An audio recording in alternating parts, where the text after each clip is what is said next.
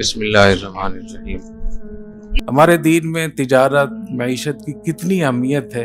مدینہ منورہ میں ایک مرتبہ قافلہ آیا شام سے، تجارتی قافلہ تھا، تو حضرت عمر رضی اللہ تعالیٰ عنہ کی خلافت کا دور تھا۔ حضرت عمر رضی اللہ تعالیٰ عنہ نے حضرت عبد الرحمن بن عوف رضی اللہ تعالیٰ عنہ سے یہ فرمایا کہ شام سے تاجروں کا قافلہ آیا ہوا ہے، وہاں چلیں، جا کر ان کی پہرےداری کریں۔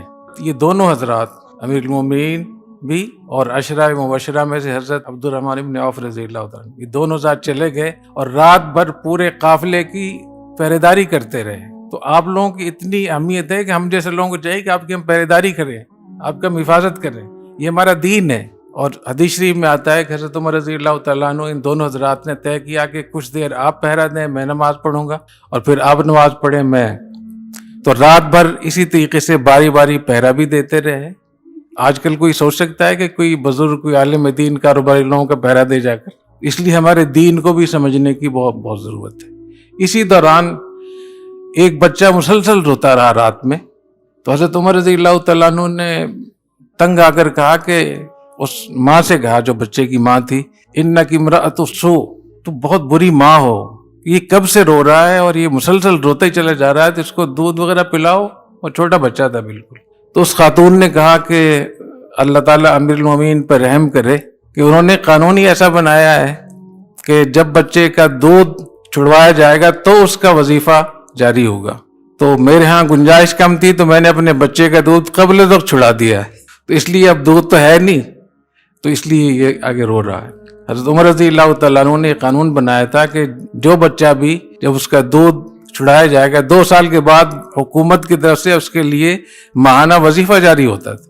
تو حضرت عمر رضی اللہ تعالیٰ عنہ بہت پریشان ہوئے یہ سن کر، اور فجر کی نماز مسجد نبوی میں پڑھائی تو روتے رہے، نماز میں روتے رہے۔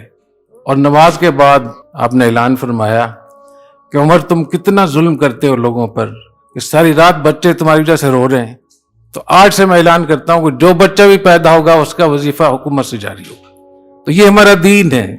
تو اس لیے میں عرض کر رہا ہوں کہ آپ لوگوں کی حوصلہ افزائی کرنا، آپ لوگوں کو اکرام کرنا، آپ لوگوں کو عزت دینا، یہ ہماری ذمہ داری ہے۔ اور خاص طور پہ اتنا بڑا ادارہ جس میں اتنی بڑی اس کی وسعت ہے، اور ان حالات میں میں سمجھتا ہوں کہ اس کی ہمارے لیے ہماری ذمہ داری ہے کہ ہم پھر دوبارہ بھی آئیں گے انشاءاللہ آپ کے پاس، اور جب طبیعت بھی ٹھیک ہوگی تو ہم پوری ایک پریزنٹیشن بھی آپ کو دیں گے کہ آپ کی ذمہ داریاں کیا ہیں اور ہماری ذمہ داری کیا ہے۔ اس وقت میں جو ملک کے معاشی حالات خراب ہیں، اس وقت ایسے موقع میں ہمیں قرآن، حدیث، سیرت سے کیا سبق ملتا ہے؟